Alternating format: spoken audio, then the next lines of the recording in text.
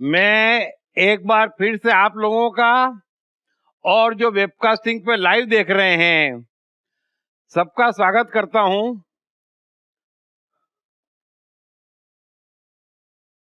अब हम वापस आते हैं और मैं एक बार फिर आपसे कहूंगा, जो समझना बड़ा महत्वपूर्ण है, क्योंकि गीता पर इतनी चर्चा होती है। सभी ने कईयों की गीता सुनी है, खुद पढ़ी है, सबको मालूम है, लेकिन मैंने कभी नहीं सुना कि गीता तो बहुत दूर की बात है, अर्जुन की फसावट भी कोई समझ पाया हो कि अर्जुन ऐसी भयानक मौत चुन रहा है। यह भी किसी के समझ में नहीं आ रहा है कि यदि वो युद्ध के मैदान से भागे तो भी उसका मरना तय है, कोई भागने नहीं देगा। ऐसी मनोदशा में युद्ध करेगा तो भी पहले दिन मरना तय है, और भाग भी गया तो अर्जुन को यही समझ में नहीं आ रहा है कि उसके भीतर राज्य की चाह है, कौरवों से द्वेष है, चलो वो तो समझे, लेकिन द्रौपदी से प्यार है, अपने पुत्रों से प्यार है, अपने भाइयों से प्यार है, उनको छोड़ के भागेगा और फिर एक एक कर सबकी मौत की खबरें आएगी। और जब खबर आएगी कि दुर्योधन और दुशासन ने फिर द्रौपदी का चिरण किया, तब उस पर क्या बीतेगी ये भी उसकी समझ में नहीं आ रहा है। और उसकी छोड़ो, गीता पर प्रवचन देने वालों की भी समझ में नहीं आ रहा है। और इस बात से आप क्या समझे ये मुझे बताओ। अब कोई बताओ, अरे बताओ ना यार। ये तो फिर वो शोले के एक अंगल की तरह बोलना पड़ेगा, इतना सन्नाटा क्यों है? किसी को गीता समझ में नहीं आई अभी तक। हाँ, अभी तक गीता किसी को समझ में ही नहीं आई। थोड़ा समझो कि जीवन के रहस्य गहरे हैं। जो मैं कहना चाह रहा हूं वो ये है कि जीवन बड़ा गहरा है, उसको थोड़ा सा ऊपर से देखेंगे तो जाएंगे। ऐसा नहीं कह सकते कि समझ में नहीं आई, ये भी गलत है। कईयों के समझ में आती है, लेकिन उनकी समस्या खड़ी हो जाती है कि वे ऊपर की बातें तो समझ के अंदाजा लगा लेते हैं, लेकिन फिर नीचे नहीं जा पाते। समझ लेना, क्योंकि कृष्ण को वही समझ सकता है जो नीचे से ऊपर तक जी रहा है। आप नीचे छोड़ोगे तो 90% गीता छोड़ दोगे।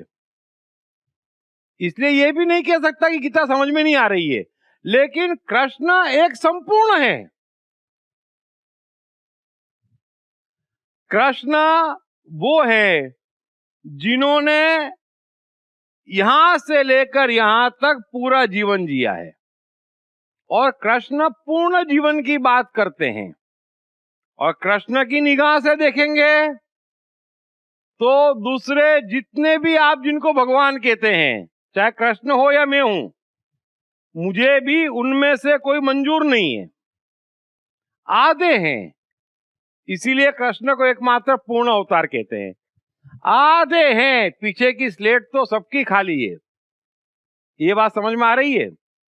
और आपको पूरा जीवन जीना है, इसलिए आज की दुनिया में कृष्ण के अलावा दूसरा उपाय ही नहीं है, गीता के अलावा ज्ञान नहीं है। वैसे ही अष्टावक्र है, वैसे ही लाओस से है, इनका ज्ञान पूर्णता का ज्ञान है। और आपको कंप्लीट जीवन जीना है, मार खा के थोड़ी आना है। आपको संसार छोड़ के थोड़ी भागना है। अकेले बैठे हैं जंगल में, उसमें ज्ञान की आवश्यकता क्या है? कोई परेशान करने वाला ही नहीं है। और सब घर छोड़ के भागे हैं, यानी कमजोरी तो है ही। सब घर छोड़ के भागे हैं, कहां संसार से निपट पाए। अब जो मैं कहना चाह रहा हूं वो ये है कि अर्जुन तो बुद्धिमान है, इसमें तो कोई दो राय नहीं है। उस युग के हिसाब से देखें तो अर्जुन की गिनती चंद बुद्धिमानों में होती थी। तो ऐसा बुद्धिमान व्यक्ति ऐसी मौत कैसे चुन रहा है? चूक कहां गया? इसका अर्थ यह हुआ कि यह मौत अर्जुन नहीं चुन रहा है। जो मैं समझाना चाह रहा था वो समझो, यह मौत अर्जुन नहीं चुन रहा है, कोई पीछे फोर्स है, कोई पीछे फोर्स है जिस वजह से अर्जुन के समझ में आना बंद हो गया। और यही हाल सबके हैं। आप समझते हैं कि मैं निर्णय ले रहा हूं, अर्जुन भी समझ रहा है कि मैं निर्णय ले रहा हूं, तो ये जितने भी मैं निर्णय ले रहे हैं वे निश्चित तौर पर 100% अपना भला देखकर निर्णय ले रहे हैं। तो फिर भला क्यों नहीं हो रहा है? पासे उल्टे क्यों पड़ रहे हैं? क्योंकि मैंने कहा 10 डिसीजन अच्छे हो जाए काफी है एक शानदार जीवन जीने के लिए। हम तो सुबह से शाम तक 1000 डिसीजन ले रहे हैं, फिर गड़बड़ कहां हो रही है? इसीलिए कृष्ण गीता में कहते हैं कि हे अर्जुन, तू बातें तो पंडितों जैसी करता है, यानी बुद्धिमानों जैसी कर रहा है, लेकिन तेरी बातों में बुद्धि का कोई भी लक्षण नहीं है। गीता एक ऐसी चीज है कि दूसरों को बोलता हूं आगे मत जाओ, मैं भी आगे चला जाता। तो वापस हम पॉइंट पे आते हैं कि यह निर्णय अर्जुन नहीं कर रहा है, कोई अपने लिए मौत चुनना नहीं चाहता है। हालत इस कदर खराब हो चुके हैं कि कई फोर्स जीवन के निर्णय ले रही है और इसीलिए अपनी मौत का सामान चुन चुन के इकट्ठे कर रहे हैं। और सभी जानते हैं जीवन में 2-3 क्षण सबके अर्जुन जैसे आए ही हैं जब कोई डिजास्टरस निर्णय लिया है और जिसका आज तक भुगत रहे हैं। ये होता है, समझता हूं, लेकिन हम अब जो समझना चाह रहे हैं वो ये है कि हो गया, अब ये बंद होना चाहिए, अब जीवन बनना चाहिए। कोई बता सकता है कि अर्जुन निर्णय नहीं ले रहा है, आप निर्णय नहीं ले रहे हैं, तो कौन है जो निर्णय ले रहे हैं आपके बिहाफ पर? ये तो सबके समझ में आ गया कि निर्णय हम नहीं ले रहे हैं, वरना ऐसा नहीं होता। बुद्धि सब में है। और एक और आश्चर्य, जो निर्णय लेता है ना, उसके सामने वाले को थोड़ा सा समझ में आता है, खुद को नहीं समझ में आता। ये भी गौर करना। बोलो सर, ये जो निर्णय ले रहा है उसका डर निर्णय ले रहा है, उसके डर के वजह से उसको जो सामने है वो दिख नहीं पा रहा है और उसके जीवन का वो डर है जो निर्णय उसके बिहाफ में ले रहा है। ठीक है, और कोई थोड़ा गहरे में उतरो। Sir, conditioning. So it's the above box data. जिसका ज़्यादा डेटा है वो ज़्यादा है, जिसका कम है, मतलब मन एक्चुअली हम है। तो अगर मन से डिसीजन ले रहे हैं तो ठीक है, नहीं तो फिर वो डेटा और हमें पता है कि ये करेंगे तो इससे अच्छा होता है, वो भी हमें ऑलरेडी कहीं से पता चला है, तो हम उस हिसाब से फिर डिसीजंस लेते हैं। बरोबर। यस सर, हमारे अंदर का जो बेहोश मन है ना सर, वो बिकॉज उसको तो पता ही नहीं है कि अंदर की बेहोश ही है जो उसका डिसीजन ले रही है। सो हमारे अंदर का जो बेहोश मन है, अनकॉन्शियस माइंड है, वो अर्जुन से ये डिसीजन ले रहा है। बरोबर, वेरी गुड। एक चीज तो माननी पड़ेगी कि हम लोग जो बैठे हैं ना, वो बहुत अच्छे लोग बैठे हैं। जो है वो परफेक्ट है और जो नहीं है वो बहुत अच्छा है। ऐसी हालत है सही में।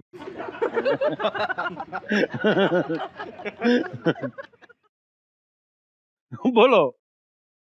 जैसे जैसे आप खुद ग्रो होते हो तो आपकी जो खुद की जो एक सोच डेवलप होती है वो भी उस चीज़ पे भारी होती है, तो उस बेस पे भी वो निर्णय लेते हैं, तो वो फोर्स भी आप पे भारी होती है, क्योंकि आपको ये पता नहीं है, आप भी समाज के तौर तरीके से को अपना के उसके तौर तरीके से चलने की कोशिश कर कि यही दायरा है, यही हिसाब से जीना है, यही सच है करके, और वो उसको आप सच मान के उसी फेस पे चलते हो, तो वो आपका भारी प्रभाव हो गया। मतलब जो आप नहीं हो लेकिन आपको ये मन में सेट हो गया है कि यही सही है और यही इसी हिसाब से निर्णय लेना है करके।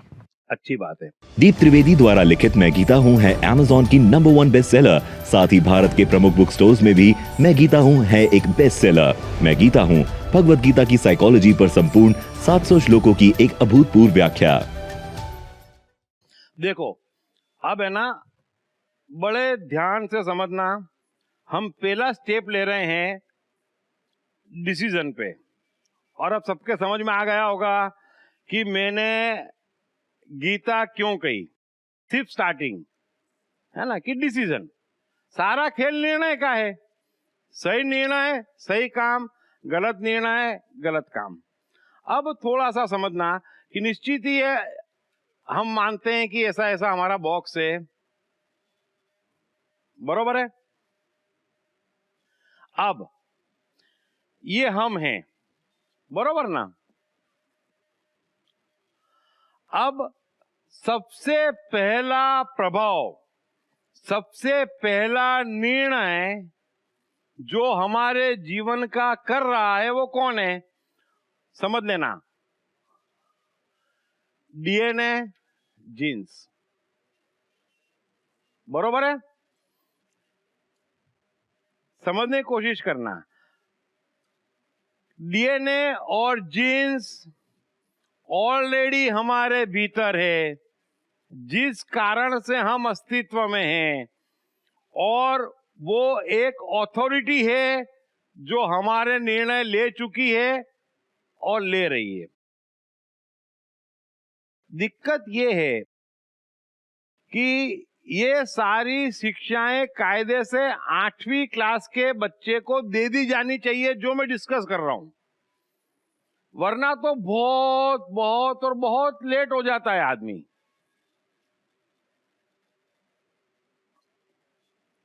इसीलिए मैं सबसे कहता हूं, आपसे नहीं, कि आई एम द माइंड पढ़ लो तो कम से कम अपने बारे में, दुनिया के बारे में इतना जान लोगे कि फिर आप कभी मार नहीं खाओगे ज्यादा। सो सबसे पहला निर्णय डीएनए और जीन्स ले लेते हैं कि आपकी शक्ल कैसी होगी, आपकी हाइट क्या होगी, आपका लीवर कैसा होगा, आपका हार्ट कैसा होगा, बरोबर है। और आगे क्या संभावना है। अब तो साइंस तो दूसरा भगवान है।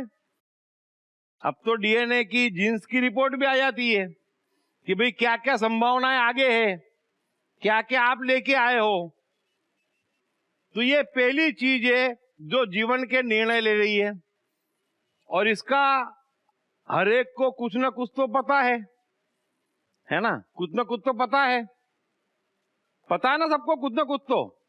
सिस्टम सबकी अलग अलग है ना। दूसरी चीज, शरीर,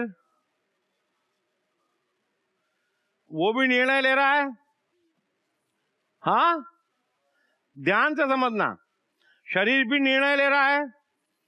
भूख लगी, आराम करना है, सोना है, शरीर भी निर्णय ले रहा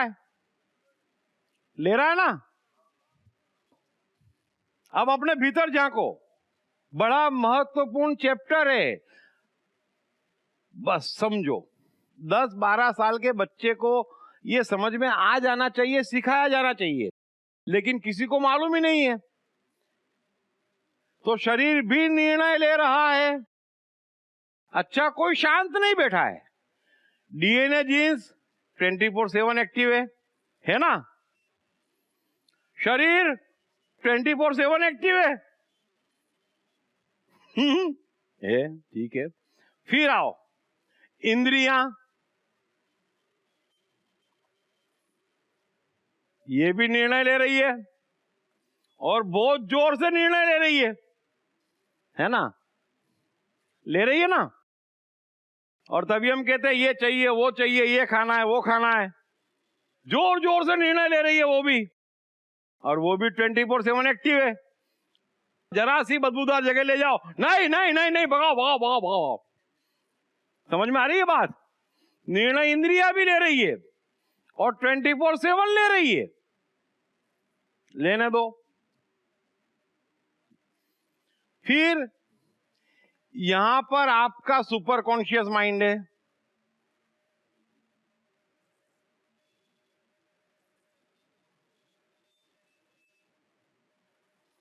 ये सुपर कॉन्शियस माइंड है जो आप बचपन में लेके आए थे, वो भी भीतर बैठा हुआ है, यहां पर आज भी बैठा हुआ है। वो भी निर्णय ले रहा है और वो क्या चाह रहा है? वापस बचपन में चले जाओ, जब 2 साल के थे, जब 3 साल के थे, और तब आप जो मन लेके आए थे वो यहां पर बैठा हुआ है, बराबर बैठा हुआ अभी भी। वो भी निर्णय ले रहा है। क्या निर्णय ले रहा है बताओ? आनंद, मस्ती, चैन, सुकून चाहिए उसके लिए वो कुछ भी करता है। वेरी गुड, परफेक्ट, है ना? जब 2-3 साल के थे तो आप क्या कहते थे? मस्ती आने दो, मस्ती आने दो, खेल कूद आने दो, आराम आने दो, खाना आने दो, है ना? फिर जरा सा देखो, माँ बाप का झगड़ा हुआ, जाने दो जाने दो जाने दो, निपटने दो निपटने दो निपटने दो, है ना? बिल्कुल। वो भी 24/7 आज भी एक्टिव है ना? एक्टिव बराबर कहता नहीं, वो भी एक्टिव है। अब इतना तो आपने समझा। अब यहां पर स्पॉन्टेनियस माइंड भी एक्टिव है और पावरफुल माइंड है। यहां पर spontaneous mind, collective conscious mind, सब भीतर है और गहरे में वो भी एक्टिव है। लेकिन अब उसकी आवाज आप तक पहुंच नहीं रही है, लेकिन वो काम कर रहे हैं। वो भी एक्टिव है और पूरी तरह से एक्टिव है। और वो इस कदर एक्टिव है कि अचानक किसी भी पल आप कुछ भी कर जाते हो। कई बार ऐसा होता है ना, अचानक, तो वो भी एक्टिव है। फिर चलो उसको भी छोड़ो, यहां पर आपकी नाभि में प्रकृति है, वो भी एक्टिव है। और ये प्रकृति क्या है? प्रकृति भी आपके पीछे पड़ी है कि अरे तू कहां जा रहा है, गलत रास्ता गलत रास्ता गलत रास्ता, मेरे पास आ, मेरी सुन, मेरे हिसाब से चल, मैं तुझे महान जीवन दे सकता हूं, महान जीवन देना चाहता हूं। वो भी एक्टिव है। समझ में आ रही है बात? हाँ, वो भी एक्टिव है। और अचानक कभी आप इधर उधर पहुंच जाते हैं तो काम हो जाता है, वो भी एक्टिव है। अब इतनी चीजें तो भीतर एक्टिव है। और कभी किसी ने सोचा कि भीतर इतनी चीजें एक्टिव है? मैं बोल रहा हूं तो समझ में आ रहा है। मैं यही कह रहा हूं कि यार मैं भी जिया हूं, आप भी जिए और सब जी रहे हैं, तो हमें इतना तो पता होना चाहिए ना कि भीतर क्या गड़बड़ है, चल क्या रहा है, कितनी आवाजें हैं, कौन कौन है, वो पड़ोस के घर में क्या चल रहा है ये मालूम है ना? किसकी लड़की भाग गई मालूम है, सलमान खान क्या कर रहा है मालूम है, वो पंडित जी क्या कह के गए मालूम है, शास्त्र में क्या लिखा मालूम है।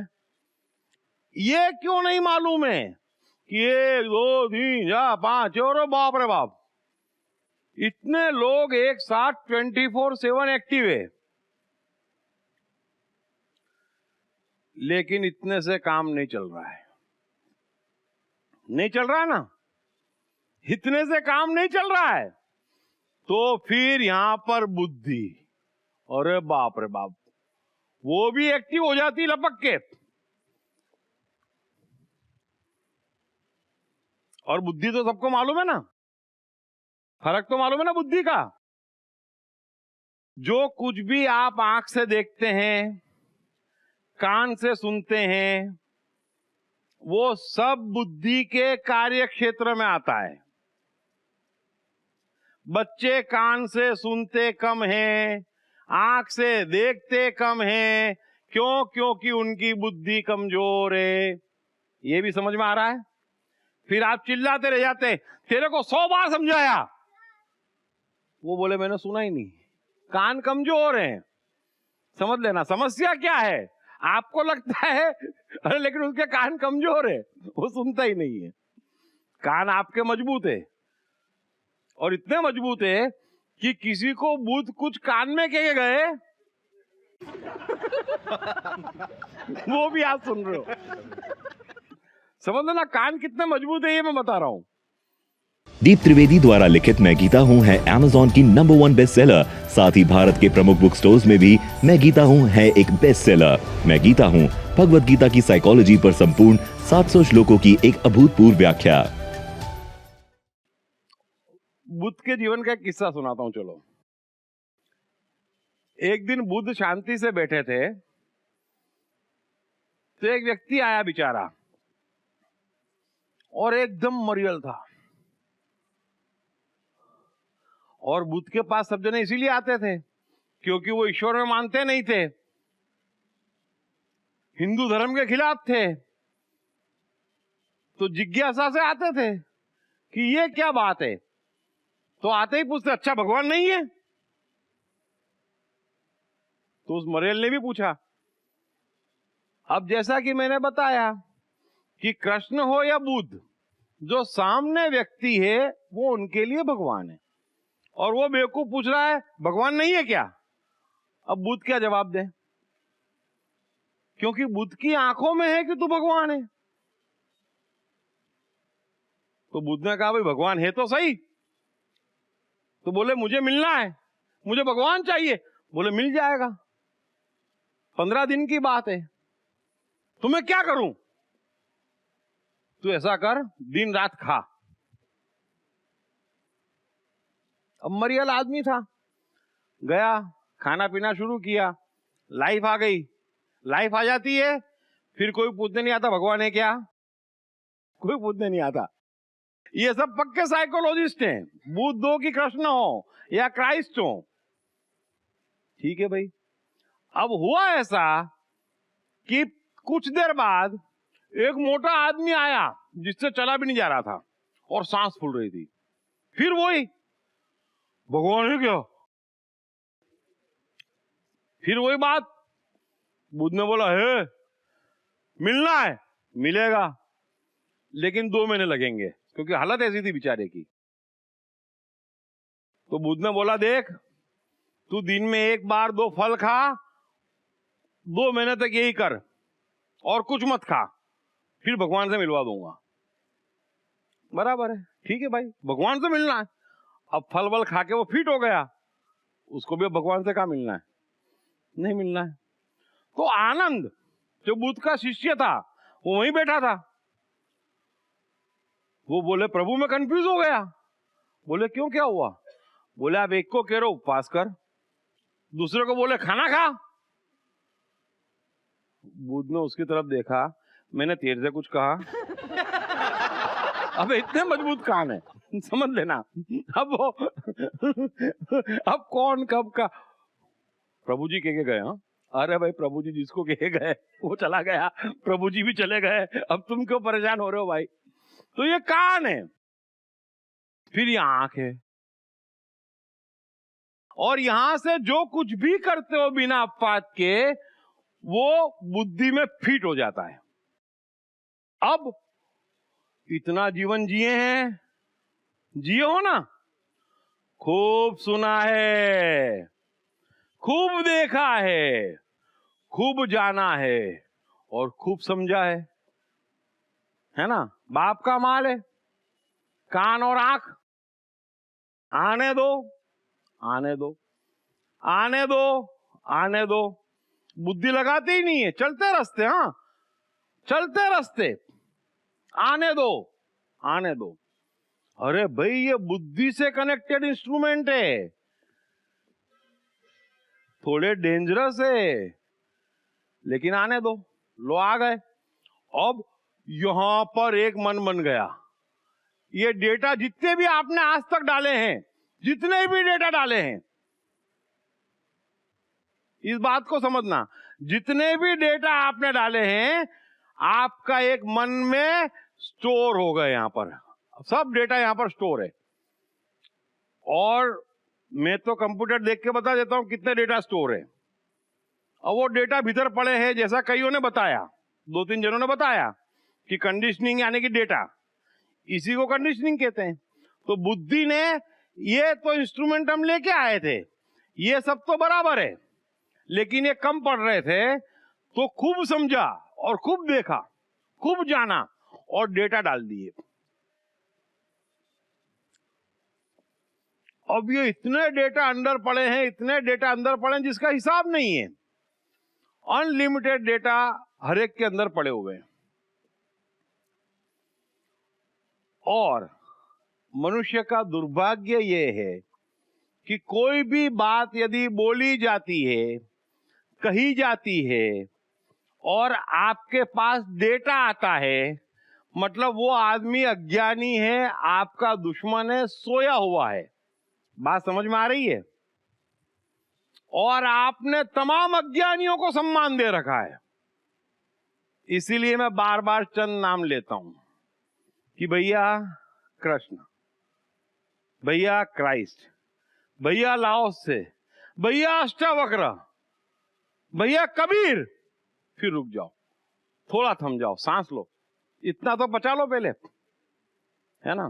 फिर और भी लोग हैं, लेकिन आपने इतना कबीर सुना है, बता दो कोई दोहे से कि आप डेटा भीतर डाल सकते हो, बताओ, डाल सकते हो? बुरा जो देखन में चलिया, बुरा न दिखिया कोई, मन जो आपने देखियो, मुझसे बुरा ना कोई। लो डालो डेटा अंदर, नहीं जाएगा। लेकिन कोई कह देगा सोमवार को उपवास करो, गया डेटा अंदर।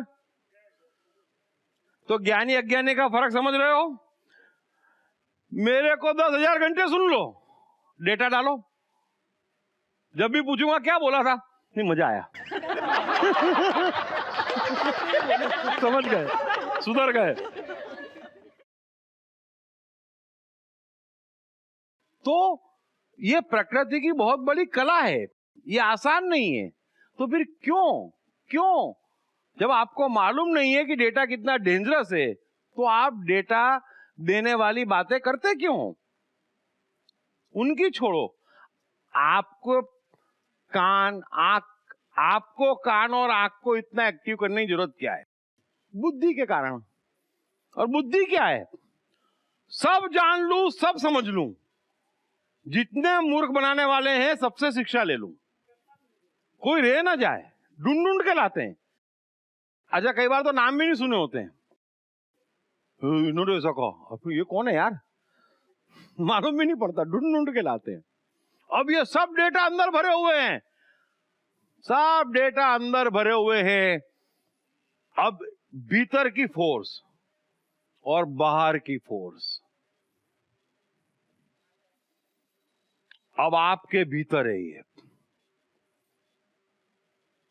और फाट फाट फाट फाट जिसकी जब मर्जी आ रही है, जैसी मर्जी आ रही है, लड़ झगड़ के आपसे करवा रहा है।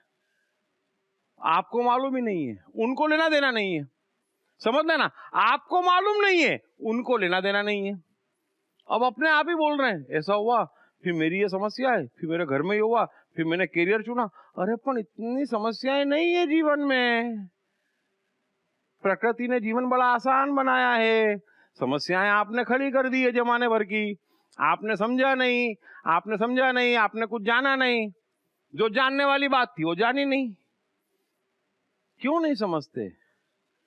मेरा जीवन क्या है? मेरे शरीर के भीतर। मैं क्या हूं मेरे शरीर के भीतर? तो मुझे इसकी जानकारी तो होनी चाहिए ना। एमबीए कर लेंगे, अच्छी बात है, अरे सब करो, खूब पढ़ो, खूब लिखो, खूब समझो, लेकिन बेसिक ही नहीं मालूम है।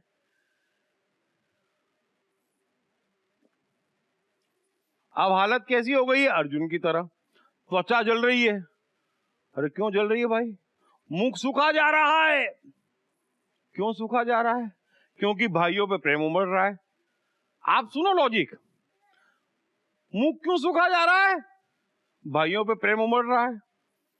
कहां कोई कनेक्शन है? ना सर मिल रहा है बात का, ना पैर मिल रहा है। जरा सोचो तो सही। फिर हम भी यही कहते हैं, बेटा तेरे से प्यार है इसलिए कह रहा हूं। बेटा भी कहता है मुझे प्यार नहीं चाहिए बापू, है ना, मुझे नहीं चाहिए, बचाओ।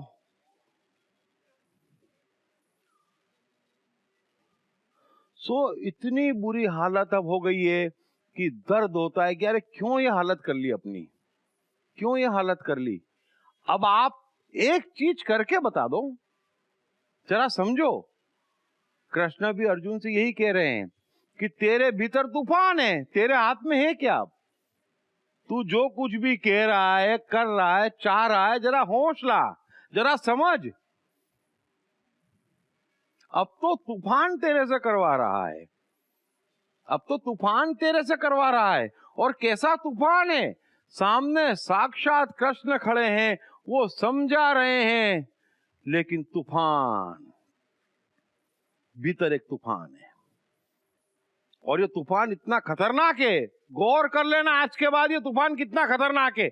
सबके बारे में नहीं कह रहा हूं, लेकिन सबके भीतर ये तूफान है।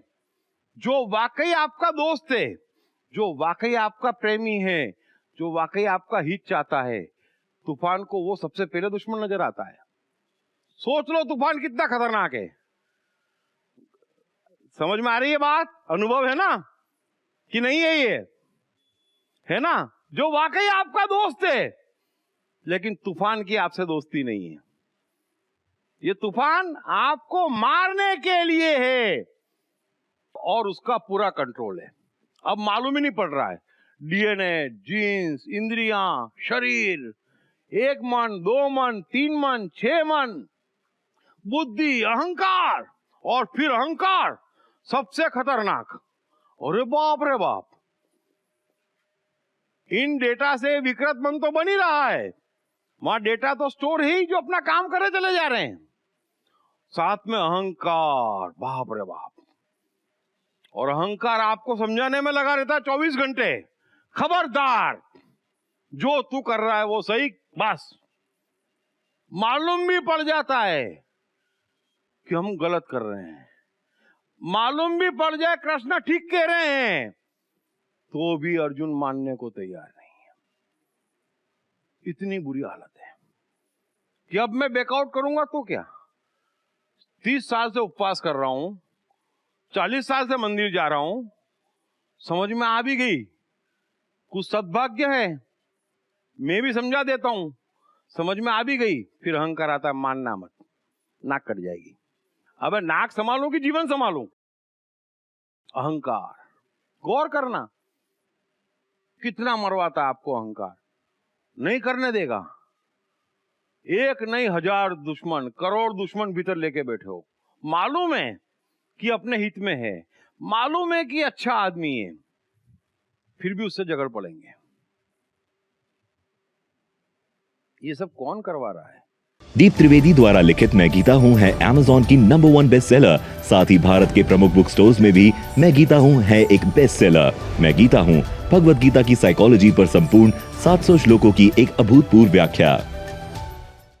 अब हम जो चर्चा करेंगे, जो मैं कहना चाह रहा हूं, इतना समझ लो कि भीतर एक तूफान है और वो आपको मारना चाह रहा है और पूरा कंट्रोल करा हुआ है। अच्छा खासा, पूरा नहीं कहूंगा मैं, आप लोगों का जीवन तो बहुत ही अच्छा है। सोचो उनकी जो ठंड में डुबकी लगा रहे हैं, किस कदर कंट्रोल करा है। किस कदर कंट्रोल करा है। फिर डुबकी लगाते राम राम राम राम, अरे अच्छा अच्छा बोल पड़ेगा इतने ठंड में घुसोगे तो अच्छे अच्छे के मुंह से राम राम राम राम हो जाएगा। कितना कंट्रोल करा हुआ है। बाल नोच रहे हैं, नंगे चल रहे हैं, कोई वो भभूति लगा रहे हैं, कोई आग पे चल रहा है, कोई हिमालय पे जाके बैठा है, हंटरों से मार रहे हैं। बोलो अरे तुम नहीं कर रहे हो, जरा से भी होश होता तो नहीं करते, लेकिन दुश्मन इस कदर हावी है जो तुमको मारना चाह रहा है, और पूरी गीता उस दुश्मन पे है। उसको पहचानो जिसने तुम्हें इस हाल में लाके खड़ा कर दिया है, और हम भी उसे पहचानेंगे। अभी तो थोड़ा थोड़ा सबने पहचान लिया है ना। अब इतनी आवाजों में आप कहेंगे मैंने किया। लो कौन हो आप बताओ, खड़े होके बताओ कोई, लो जल्दी बोलो, मैं बैठा हूं यहां। अब आप कौन हो इतने में? आप कह रहे हो ना मैंने किया, बोलो। इम्पॉसिबल है सर बताना, है ना। बिल्कुल इम्पॉसिबल है। तो ये तो समझ में आ रहा है क्यों करवा लेता है। 100%। ठाक ठाक ठाक, और ऐसा करवाता है कि समझ में ही नहीं आ रहा है। तो आप कह रहे मैं, कृष्ण कह रहे मैं कौन, मैं भी आपसे कह रहा हूं मैं कौन। इंद्री, शरीर, डेटा, धर्म, बुद्धि, अहंकार, आंख, कान, शरीर, डीएनए, जी आप हो कौन? सो गड़बड़ है, हमारे लिए तो बड़ी नहीं है, लेकिन समझ में आ रहा है कि दुनिया का ये हाल क्यों है। 500 करोड़ लोग हैं, जीवन में इतने कष्ट क्यों हैं, थोड़ा थोड़ा समझ में आ रहा है ना क्यों है। तो इसमें प्रकृति की कोई इच्छा नहीं है कष्ट देने की, लेकिन जो मैं कह रहा हूं पालन पोषण गलत है, शिक्षाएं गलत है। कायदे से जो हम चर्चा कर रहे हैं वो 5वीं 6ठी स्टैंडर्ड से लेकर अंत तक कम से कम एक कोर्स के रूप में तो होना ही चाहिए। ये ज्यादा महत्वपूर्ण है। ये है तो सब है, ये प्रॉब्लम सॉल्व हो जाए तो सब काम का है। अभी तो ये प्रॉब्लम ही सॉल्व नहीं हो रही है। इसलिए मैं कौन हूं हमें मालूम नहीं है। इतनी आवाजें हैं ये हमें मालूम है। अब इतनी आवाजें हैं इसलिए कुछ कर नहीं पाते, इतनी आवाजें हैं इसलिए कंफ्यूज्ड हैं, इतनी आवाजें हैं मौत के डिसीजन ले रहे हैं।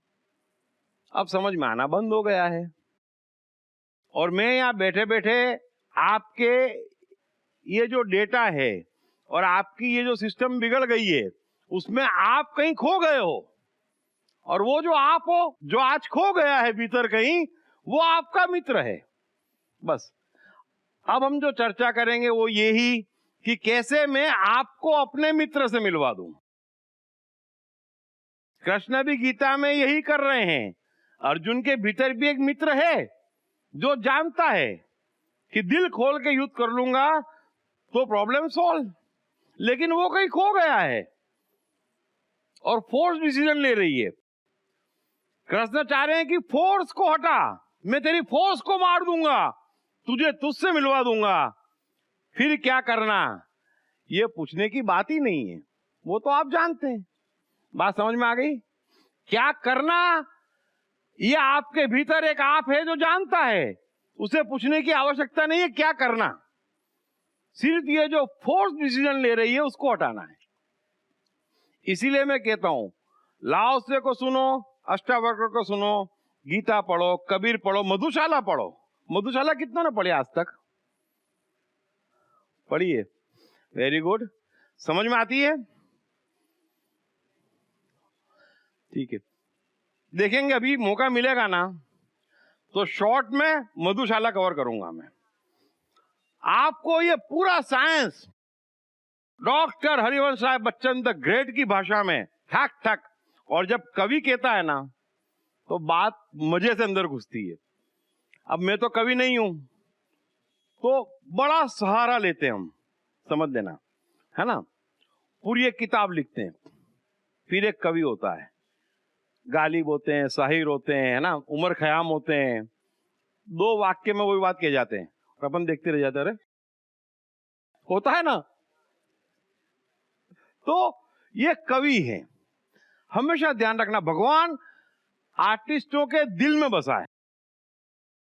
और वो लोग चमत्कार करते हैं, और हरिवंश राय बच्चन उसमें से एक है जिन्होंने ऐसा चमत्कार किया है मधुशाला में, बाकी कविताओं में। तो सब जने तैयार हैं? तो अपन लेंगे, एक बार कभी भी लेंगे मधुशाला। सो ये बात समझ में आ गई अब सबके? कहीं कोई कंफ्यूजन हो तो अभी पूछ लेना आप लोग। कंफ्यूजन है किसी को? हाँ, नहीं ना? Very good. दीप त्रिवेदी द्वारा लिखित मैं गीता हूँ है Amazon की नंबर 1 बेस्टसेलर। साथ ही भारत के प्रमुख बुक स्टोर्स में भी मैं गीता हूँ है एक बेस्टसेलर। मैं गीता हूँ भगवत गीता की साइकोलॉजी पर संपूर्ण 700 श्लोकों की एक अभूतपूर्व व्याख्या।